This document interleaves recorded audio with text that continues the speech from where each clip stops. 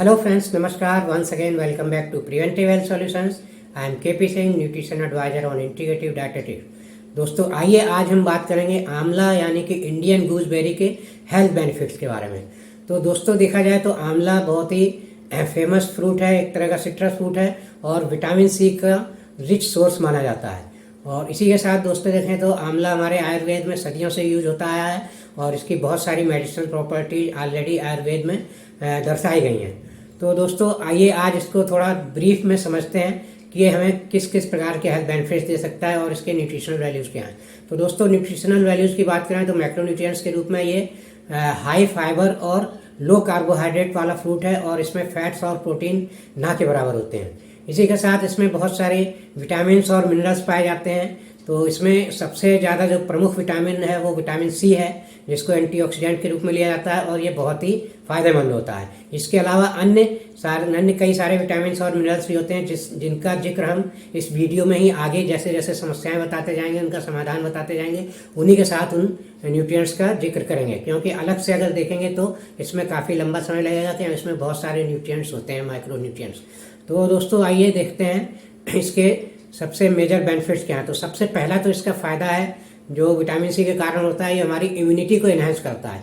हमारी बॉडी की जो जनरल इम्यूनिटी है वो मजबूत होती है, यानी कि सीजनल जो हमें बीमारियां होती हैं, अक्सर सर्दी जुकाम बुखार या खांसी वगैरह की प्रॉब्लम अक्सर होती है, तो उस टाइप की समस्याओं को ये कंट्रोल करने की क्षमता रखता है। और दोस्तों देखा जाए तो इसका अगर हम पाउडर शहद के साथ लेते हैं तो ये हमें खांसी में बहुत अच्छे से फ़ायदा करता है और सर्दी जुकाम में भी फ़ायदा करता है। और दोस्तों इसको जूस के रूप में भी पिया जा सकता है और कच्चा भी खाया जा सकता है, छोटे छोटे टुकड़े करके आप सलाद वगैरह के साथ भी खा सकते हैं। तो ये आप किसी भी रूप में खाएं, ये फ़ायदा करता है। इसको खाने के बहुत सारे तरीके हैं, लोग अपने अपने ढंग से यूज करते हैं। तो दोस्तों और आइए देखते हैं इसके सिर से पांव तक क्या बेनिफिट्स हैं। तो दोस्तों सिर की बात करें तो जैसा कि काफ़ी फेमस है आंवला ऑयल। आंवला ऑयल हमारे लंबे काले घने बालों के लिए अच्छा माना जाता है। और इसी के साथ साथ ये जो डैंड्रफ की प्रॉब्लम हो जाती है तो अगर इसका पाउडर सेसम ऑयल या कोकोनट ऑयल के साथ मिला के लगाया जाए तो डैंड्रफ में भी काफ़ी फायदा पहुंचाता है। तो इस तरह से दोस्तों हमने देखा ये हमारी स्कैल्प हेल्थ के लिए बहुत अच्छा है। इसके अलावा ये हमारे हेड पोर्शन की बात करें तो हमारे ब्रेन के लिए भी बहुत फ़ायदेमंद है, ब्रेन के फंक्शन के लिए। और जो जैसा कि ओल्ड एज में जाके हमें याददाश्त की प्रॉब्लम हो जाती है, लोगों की याददाश्त कमज़ोर होने लगती है या हाथ पैर कांपने लगते हैं, तो इस टाइप की जो सिम्टम्स होती हैं इनको कंट्रोल करने में भी आंवला बहुत फ़ायदा करता है। और इसके अलावा देखें तो दोस्तों हमारी आँखों के लिए ये फ़ायदेमंद है क्योंकि इसमें विटामिन ए भी होता है प्रचुर मात्रा में। और विटामिन ए के कारण ये जो हमारी आंखों में एजिंग की प्रॉब्लम होती है, एज के साथ साथ जो परिवर्तन होते हैं उनको रोकता है, उनको कम करता है, यानी कि हमारी आईसाइट को ठीक रखता है ये। और मोतियाबिंद को भी रोकने की इसमें क्षमता होती है। इसी के साथ दोस्तों एक और नई प्रॉब्लम होती है, इंट्रा ऑकुलर प्रेशर बढ़ जाता है, यानी कि जो हमारी आई बॉल के अंदर फ्लूइड होता है, लिक्विड होता है, उसका प्रेशर कभी कभी बढ़ जाता है। वो इसलिए बढ़ता है क्योंकि जब हम आँखों पर आजकल डिजिटल स्क्रीन का ज़माना है, हर काम डिजिटल स्क्रीन पर लोग करते हैं, कंप्यूटर हो, मोबाइल हो या लैपटॉप हो, तो उससे क्या स्ट्रेस पड़ता है जिससे हमारा इंट्रा ऑकुलर प्रेशर आँखों में बढ़ सकता है और उससे आँखों में दर्द भी हो सकता है और सबलवाई जैसी प्रॉब्लम भी हो सकती है। तो इस टाइप की प्रॉब्लम में भी ये फ़ायदा करता है आंवला। तो इस तरह से दोस्तों देखा हमें कि आंखों के लिए भी बहुत फ़ायदेमंद है और इससे रतवंदी जैसी प्रॉब्लम भी नहीं आती है, जिसे हम नाइट ब्लाइंडनेस कहते हैं। और इसके अलावा दोस्तों देखें तो अगर फेस पर हम बात करें तो फेस पर सबसे पहले बुढ़ापे के सिम्टम्स दिखते हैं, तो इसमें एंटी एजिंग प्रॉपर्टीज होती हैं क्योंकि अच्छी मात्रा में एंटीऑक्सीडेंट फ्लेवोनॉइड्स होते हैं और विटामिन सी होता है। तो विटामिन सी कोलेजन निर्माण में काम आता है, इसलिए हमारी स्किन आंवला का यूज करने के कारण टाइट रहती है और उसमें सैगिंग की या ढीलेपन की प्रॉब्लम नहीं आती, यानी कि रिंकल्स और फाइन लाइन में ये काफ़ी हेल्प करता है। तो इस तरह से दोस्तों इसका यूज किया जा सकता है स्किन के लिए। डायरेक्टली आप इसका पाउडर यूज कर सकते हैं। इसके पाउडर में आप थोड़ा सा कर्ड यानी कि दही और रोज़ वाटर मिलाकर फेस पैक बनाकर लगा सकते हैं फेस पर, इससे काफ़ी फ़ायदा होगा। और इसके अलावा दोस्तों देखें तो इसके और अन्य फ़ायदों की बात करें तो ये हमारी हार्ट हेल्थ के लिए भी अच्छा है क्योंकि इसमें विटामिन सी होने के कारण ये कोलेस्ट्रॉल, जो बैड कोलेस्ट्रॉल है, उसको धमनियों में जमा होने से रोकता है और कोलेस्ट्रॉल को कम करता है, बैड कोलेस्ट्रॉल को कम करता है। और इसी के साथ साथ इसमें पोटेशियम होता है, पोटेशियम कंटेंट हाई होता है, जिसके कारण ये हमारे ब्लड प्रेशर को कंट्रोल में रखता है। तो ये दोनों ही ऐसी समस्याएं, प्राइमरी समस्याएं, ब्लड प्रेशर और बैड कोलेस्ट्रॉल, जो कि हमारी हार्ट की प्रॉब्लम्स क्रिएट करती हैं और ये प्राइमरी समस्याओं के रूप में होती हैं। आगे चलकर ये बहुत सारी हार्ट प्रॉब्लम्स देती हैं। तो प्राइमरी लेवल पर ही आंवला हमारी हार्ट की प्रॉब्लम्स को कंट्रोल में रखता है, जिससे कि ये हार्ट हेल्थ के लिए बहुत अच्छा माना जा सकता है। और इसके अलावा दोस्तों थोड़ा बॉडी में और नीचे पार्ट्स में आए देखें तो बेली पोर्शन की बात करें तो यहाँ पर ये हमारी लीवर हेल्थ के लिए बहुत अच्छा है। अगर किसी का फैटी लीवर है तो फैटी लीवर में ये फैटी लीवर को ठीक करने में काफ़ी कामयाब है। और इसी के साथ साथ दोस्तों फैट में अगर जैसे डिटॉक्सिफिकेशन की क्षमता अगर कमज़ोर पड़ रही है, जैसे कि फैट लीवर में अगर ऑक्सीडेटिव स्ट्रेस के कारण, फ्री रेडिकल के कारण कुछ डैमेज हो रहा है सेल्स का, तो उस टाइप की कंडीशन को भी इम्प्रूव करता है, यानी कि हमारे लीवर की एफिशिएंसी को बढ़ाता है, उसकी क्षमता को बढ़ाता है।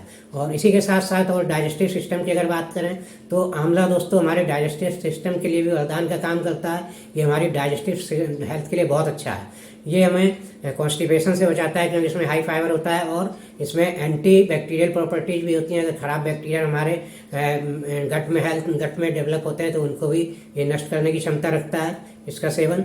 और गैस की प्रॉब्लम में फ़ायदेमंद है। इसी के साथ साथ ब्लोटिंग की समस्या नहीं होती है इसके खाने से। तो इस टाइप से ये ओवरऑल डाइजेस्टिव हेल्थ के लिए बहुत अच्छा होता है। इसी के साथ साथ दोस्तों देखें एक मेटाबॉलिक प्रॉब्लम होती है जिसे हम डायबिटीज कहते हैं।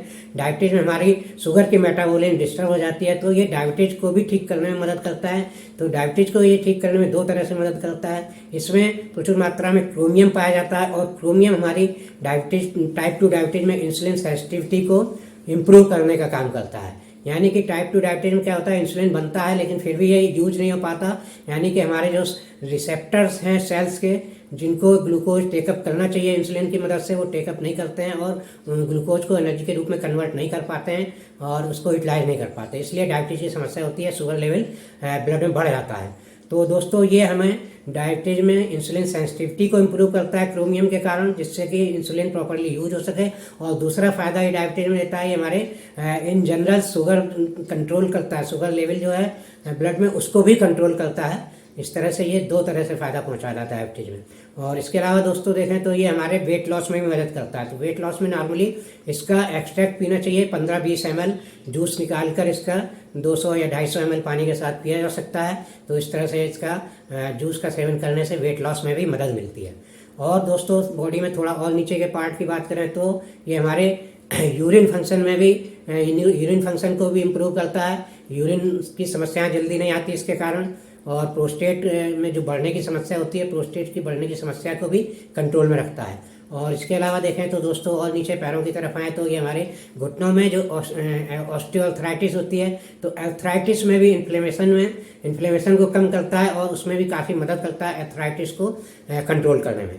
और दोस्तों अगर अपने पंजों की बात करें, पैरों में लोगों की एड़ियाँ फट जाती हैं, अंगूठे फट जाते हैं, स्किन फट जाती है वहाँ पे, तो चूँकि विटामिन सी रिच होता है, कोलेजन फॉर्मेशन में काम आता है, तो इसलिए ये प्रचुर मात्रा में कोलेजन बनाने की क्षमता रखता है, जिससे कि एड़ियाँ फटने और इस टाइप की स्किन फटने की समस्या भी कंट्रोल में आती है, काफ़ी कम होती है।